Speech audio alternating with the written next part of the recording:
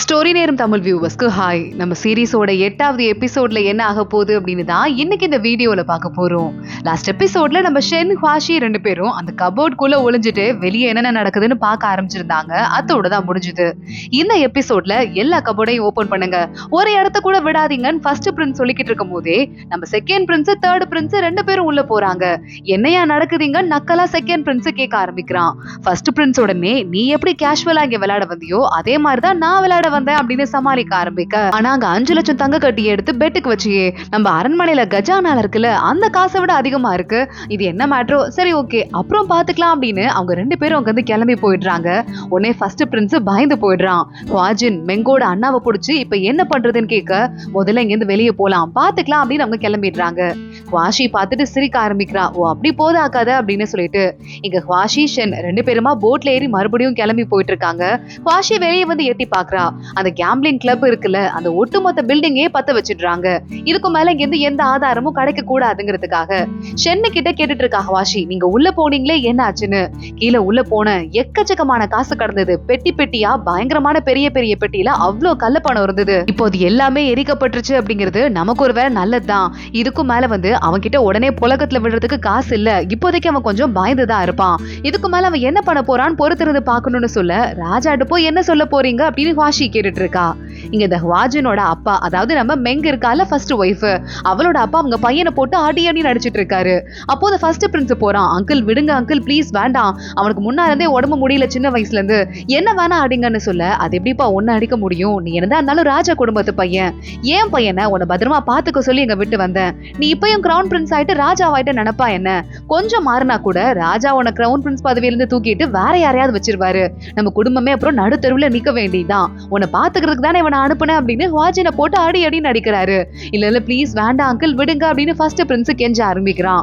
சரி இப்ப என்ன பண்ணலான்னு இருக்கீங்க, உன்னோட அண்ணனை பத்தி உனக்கு இவ்வளவு கவலை இருக்குல்ல, அப்ப ஹுவாஜின் சொல்ற பேச்ச கேட்டிருக்க வேண்டியதானே, அவன் தான் அப்பயே காசை புழக்கத்துல விடாதுன்னு சொன்னான்ல அப்படின்னு ஹுவாஜினோட அப்பா கேட்க, இப்ப என்ன பண்றதுன்னு ஏதாவது சொல்லுங்க அப்படின்னு கிரவுன் பிரின்ஸ் கேட்டுட்டு இருக்கான். உடனே அவங்க அப்பா ஹுவாஜினை கூப்பிடுறாரு. நீயும் நானும் எந்தெந்த ஆளுங்கெல்லாம் எவ்வளவு பெரிய மினிஸ்டர்ஸ் எல்லாம் நம்ம கேம்லிங்க்கு வந்திருப்பாங்கல்ல, அவங்க எல்லாரையும் பார்த்து தனித்தனியா பேசிட்டு வரணும்னு சொல்ல, அப்ப ஃபர்ஸ்ட் பிரின்ஸ் சொல்றான், அவங்க எல்லாரையுமே நம்ம எனக்கு வந்து ராஜாவாகிறதுக்கு ஓகே சொல்றதுக்காக வச்சிருக்கோம், இப்பவே நம்மள காப்பாத்துறதுக்காக யூஸ் பண்ணிட்டா அப்புறம் நமக்கு ஹெல்ப் பண்ண மாட்டாங்க அப்படின்னு சொல்ல, ஹுவாஜின் பாக்குறான் இப்ப அவங்க ஹெல்ப் பண்ணா அப்புறம் ஹெல்ப் பண்ண மாட்டாங்க தான், ஆனா நமக்கு இப்ப வேற வழியே இல்ல, பிளாக்மெயில் பண்ணியாவது அவங்கள சம்மதிக்க வச்சே ஆகணும்னு சொல்ல, ஃபர்ஸ்ட் பிரின்ஸ்க்கு செம கோவம் வருது.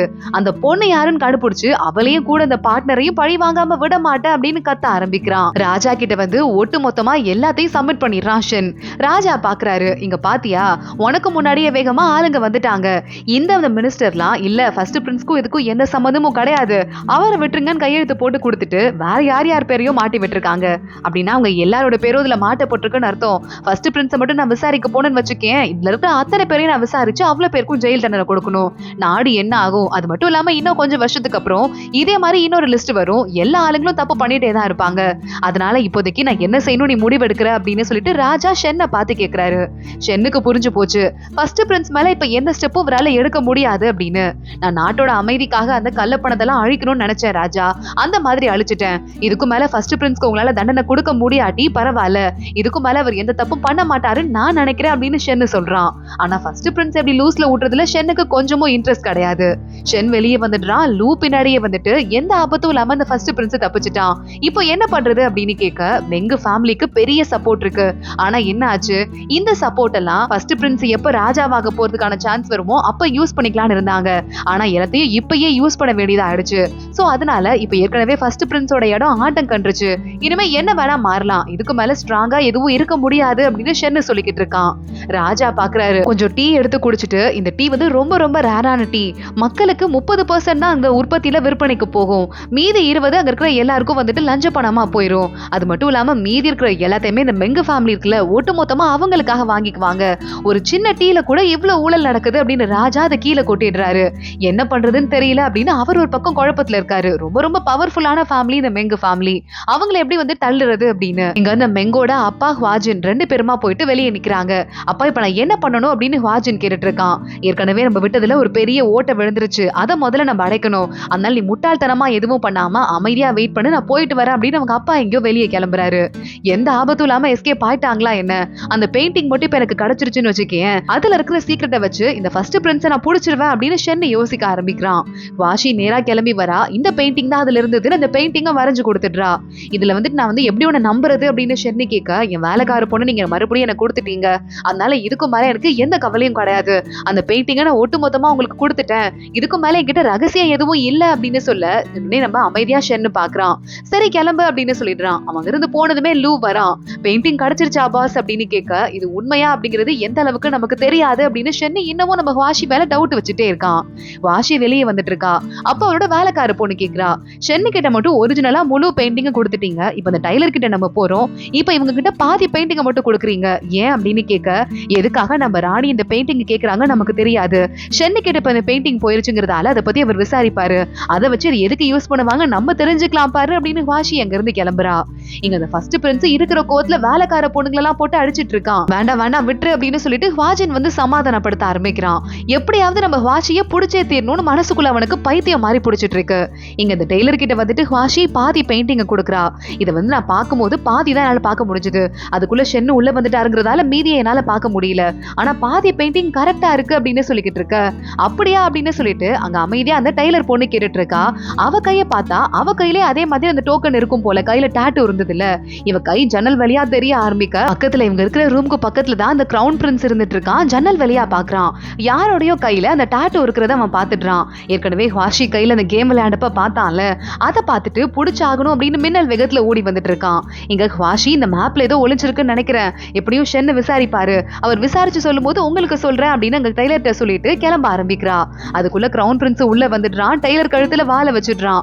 வாஷி கண்டுக்காத மாதிரி கிளம்பி போக அங்க கிரவுன் பிரின்ஸ் இவ கையை பிடிச்சிடுறான். சட்டையை தூக்கி பார்க்க அங்க அந்த தழும்பு இல்ல, எப்பவுமே மாத்திரை போட்டது அது உடனே மறைஞ்சிரும்ல கொஞ்ச நேரத்துக்கு, அந்த மாதிரி மறைஞ்சிருக்கு. என்ன நடக்குதுன்னு ஒண்ணு புரியலையே, இவ கையில தானே பார்த்த மாதிரி இருக்கு அப்படின்னு சொல்லிட்டு இந்த கிரவுன் பிரின்ஸ் முழிக்க ஆரம்பிக்க வாஷி பாக்குறா. பலார்னு அரைஞ்சிட்டு எவ்வளவு தைரியம் இருந்தா அடுத்தவங்களோட பொண்டாட்டி கையை பிடிச்சி இழுப்ப, கிரவுன் பிரின்ஸா இருந்தாலும் பழக்க வழக்கம் உனக்கு நல்லா இல்ல, என் மேல தப்பு இருக்கிற மாதிரி உனக்கு தோணுனா கூட என் மேல கேஸ் போட்டு விசாரணை நடத்து, ஆனா அடுத்தவங்க முன்னாடி அசிங்கப்படுத்தாத நாங்க இருந்து கிளம்புறா. ஆனா கிரவுன் பிரின்ஸ் மறுபடியும் யோசிக்கிறான், இந்த குரல் அந்த பொண்ணோட தான், கண்டிப்பா அந்த மாஸ்க் குழந்து வந்தது இந்த பொண்ணுதான் அப்படின்னு சொல்லிட்டு இவளை இப்பவே புடிங்க விடக்கூடாது அப்படின்னு சொல்லிடுறான்.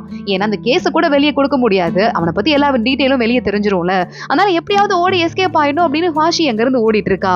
கொஞ்ச நேரம் ஓடி வரவ எங்கேயாவது ஒளிஞ்சு போயிடலாம் அப்படின்னு சொல்லிட்டு மறைஞ்சு போயிட்டு இருக்கா. இங்க இந்த கிரவுன் பிரின்ஸ் கிட்ட நம்ம ஆளுங்களை தேடிக்கிட்டு இருக்கோம், இன்னும் கண்டுபிடிக்கல அந்த பொண்ணு அப்படின்னு சொல்ல, கண்டிப்பா அவளை விடக்கூடாது, அது இந்த ஷென்னோட பொண்டாட்டி தானே, புடிச்சு கொண்டு வாங்க, இன்னைக்கே நம்ம கொண்டு போடணும் அப்படின்னு கிரவுன் பிரின்ஸ் சொல்லிக்கிட்டு இருக்கான். வாஷி ஒரு காட்டுக்குள்ள போய் ஒளிஞ்சிட்டு இருக்கா. எப்படிடா இங்க இருந்து எஸ்கேப் ஆகுறதுன்னு பாத்துட்டு இருக்கா. வாஷியோட வேலைக்கார பொண்ணு நேரா போயிட்டு நம்ம ஷென்னு கிட்ட, இங்க பாத்தீங்களா என்ன நடந்துச்சுன்னு, ஃபர்ஸ்ட் பிரின்ஸ் கிட்ட மாட்டிக்கிட்டா வாஷி, எப்படியாவது உங்களை காப்பாத்துங்க ப்ளீஸ்னு சொல்ல, அந்த பெயிண்டிங்கை பார்த்துட்டே அந்த வாஷி ரொம்ப அறிவாளி, எப்படி எஸ்கேப் ஆயிருவா, என் ஹெல்ப் தேவை கிடையாது அப்படின்னு ஷென்னு சொல்லிக்கிட்டு இருக்கான். வாஷி நல்லா மாட்டிட்டு இருக்கா, ஒரு மலை உச்சியில நின்னுட்டு இருக்கா. இதுக்கு மேல எப்படி எஸ்கேப் ஆகுறதுன்னு அவளுக்கு சுத்தமா தெரியல. ஆளுங்க அவளை தேடி பக்கத்துல வந்துட்டு இருக்காங்க.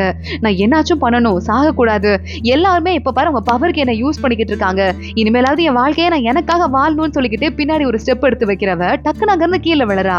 பார்த்தா நம்ம ஷென் அங்க போயிடுறான், அவளை தாங்கி பிடிச்சிடுறான். வாஷி உண்மையாவே நம்மளை காப்பாத்திட்டானா அப்படின்னு ஷாக் ஆயிட்டு பாத்துட்டு இருக்கா. கரெக்டா வாஷி அங்க இருந்து கிளம்பி வெளியே போறா. ஷென்னு கூடவே போயிட்டு இருக்கான். இருட்டிடுது அந்த இடமே, ஆனா ஆளுங்க அப்பையும் தேடி வந்துட்டே இருக்காங்க. ஷென் வாஷி 2 பேரும் அங்க ஒரு குகை மாதிரி இருக்கு, அந்த குகைக்குள்ள போய் ஒளிஞ்சிட்டு இருக்காங்க. ஆளுங்க தேடி வந்துட்டு இருக்கும் போது பக்கத்துல பாம்பு ஒண்ணு வருது. வாஷி அங்க சிக்னல் காட்டுறா. ஷென் வாயை மூடு அப்படின்னு சொல்றதுக்குள்ள அந்த பாம்பு ஷென்னை கொத்திடுது. அப்பயும் அமைதியாவே உட்காந்துட்டு இருக்கான். கரெக்டா அந்த நேரம்னு பார்த்து அந்த ஆளுங்க எல்லாம் தேடிக்கிட்டு கிளம்பி போயிடுறாங்க. ஷென் அவனோட அந்த பாம்பு கொத்தினதுல இருந்து ரத்தத்தை வெளியே எடுத்துட்டு அது விஷம் இல்லாத பாம்பு தான், கவலைப்பட வேண்டாம் அப்படின்னு சொல்லிடுறான். உண்மையாவே என்ன காப்பாத்துறதுக்கா வந்தீங்க அப்படின்னு வாஷி ஷாக்கு குறையாம கேட்க, உனக்கு தான் அந்த பெயிண்டிங் தெரியும், ஒருவேளை நீ போய் சொல்லி வரைஞ்சிருந்தனா, ஏதாவது ஏமாத்திருந்தனா, அப்புறம் நீ செத்து போயிட்டா நான் என்ன பண்றது, அதான் காப்பாத்தினேன் அப்படின்னு சொல்றான். நல்ல வேலை பெயிண்டிங்னு ஒரு சீக்கிரம் இருந்ததால ஏன் உயிர் பொழைச்சது அப்படின்னு வாஷி சொல்லிக்கிட்டு இருக்கா. ஷென்னுக்கு இல்ல நான் உனக்காக தான் காப்பாத்த வந்தேன்னு சொல்லணும் போல இருக்கு, ஆனா சொல்ல மனசு வரல. வாஷி குளிர்ல நடுங்கிறத பார்த்துட்டு அவளுக்கு எடுத்து ஒரு கோட்டை போத்தி விட்டுட்டு அமைதியா இங்க உட்காந்துரு அப்படின்னு சொல்லிக்கிட்டு இருக்கான். கரெக்டா 2 பேரும் கொஞ்ச நேரம் உட்காந்துட்டு இருக்காங்க. ஓனாய் வர சத்தம் கேக்குது. ஷென் அங்க இருந்து ஏச்சு போறான். எங்க போறீங்க அப்படின்னு வாஷி கேட்க, நான் வெளியே காவலுக்கு நிக்கிறேன் அப்படின்னு சொல்லிட்டு போயிடுறான். வாஷி பாக்குறா, அந்த மேப் அவ்வளவு முக்கியமா? இவ்வளவு பெரிய ஆளு அவரோட உயிரை மதிக்காம வெளியே நின்னு காவல் காக்குற அளவுக்கு முக்கியமா அப்படின்னு யோசிக்க ஆரம்பிக்கிறா. ஷென்னு நைட்டு ஃபுல்லா காவல் காத்துட்டு இருக்க, வாஷி நிம்மதியா உட்காந்துட்டு இருக்கா உள்ள. அடுத்த நாள் காலை ஆகுது. ஷென்னு மேல நல்லா ஜாலியா சாஞ்சிட்டு வாஷி தூங்கிட்டு இருக்கா. லைட்டா தூங்கி எந்திரிச்சு பார்த்ததுக்கு அப்புறம் தான் மேல சாஞ்சிட்டு இருக்கோம் அவளுக்கு தெரியுது. ரொம்ப 2 பேரும் ஆக்வர்டா ஃபீல் பண்றாங்க. 2 பேரும் அங்க இருந்து கிளம்பி போறாங்க. ஓடி வந்ததுல ரொம்ப தூரம் வந்துட்டாங்க போல. மார்க் பண்ணிட்டே நம்ம ஷென் அங்க இருந்து கிளம்புறான். கரெக்டா அப்பன்னு பார்த்தா சத்தம் கேட்கிற மாதிரி இருக்கு. இவன் அட்டாக் பண்ற மாதிரி போய் பக்கத்துல நிக்க ஒரு குட்டி பொண்ணு நிக்கிறா. யார் நீங்க? என்ன வந்து அடிக்கிறதுக்கு வந்திருக்கீங்களா அப்படின்னு இந்த பொண்ணு கேட்டுட்டு இருக்கா. வாஷி உடனே, குட்டி பாப்பா அப்படிலாம் இல்ல, நாங்க 2 பேரும் வந்துட்டு புருஷன் பொண்டாட்டி, தெரியாதனமா காட்டுக்குள்ள வந்து மாட்டிக்கிட்டோம். எங்களுக்கு ஒரு ஹெல்ப் பண்றியா? எங்களுக்கு தங்குறதுக்கு கொஞ்சம் இடம் வேணும், சாப்பாடு வேணும், உன் வீட்டுக்கு எங்களை கூட்டு போறியான்னு கேட்க, உடனே இந்த பொண்ணு திருன்னு முழிக்கிறா. வாஷி அவ தோட கழட்டி கொடுத்து, இந்த தோடு ரொம்ப காஸ்ட்லி, இதை மட்டும் நீ கொண்டு போனா உன் குடும்பம் பல மாசம் சாப்பிடலாம், வருஷ கணக்குல கூட சாப்பிடலாம், இதை வாங்கிக்கோ அப்படின்னு சொல்ல அந்த பொண்ணு அதை வாங்கிட்டு ஓட ஆரம்பிக்கிறா. ஷென்னு வால் எடுத்துட்டு போய் முன்னாடி நீட்டிட்டு நிக்கிறான். இந்த குட்டிலேயே எவ்வளவு விவரமா இருக்கு பாரு அப்படின்னு. வாஷி அவனை தள்ளி விட்டுட்டு, ப்ளீஸ் ஹெல்ப் பண்றா செல்லம் அப்படின்னு அந்த பொண்ணு கிட்ட கேட்க, சரி ஓகே, அந்த ஆள் எனக்கு பிடிக்காட்டி கூட உங்களை எனக்கு பிடிச்சிருக்கு, ஒரு நாள் தான் தங்கலாம் வாங்க அப்படின்னு நேரா 2 பேரையும் வீட்டுக்கு கூட்டு போயிட்டு இருக்கா. அங்க ஒரு வில்லேஜ் மாதிரி இருக்கு. அங்க போறவங்க எல்லாம் யாருமா பாப்பா இதுன்னு கேட்க, எங்க வீட்டுக்கு கெஸ்ட் வந்திருக்காங்கன்னு சொல்லிட்டு அந்த பொண்ணு கூட்டு போயிட்டு இருக்கா.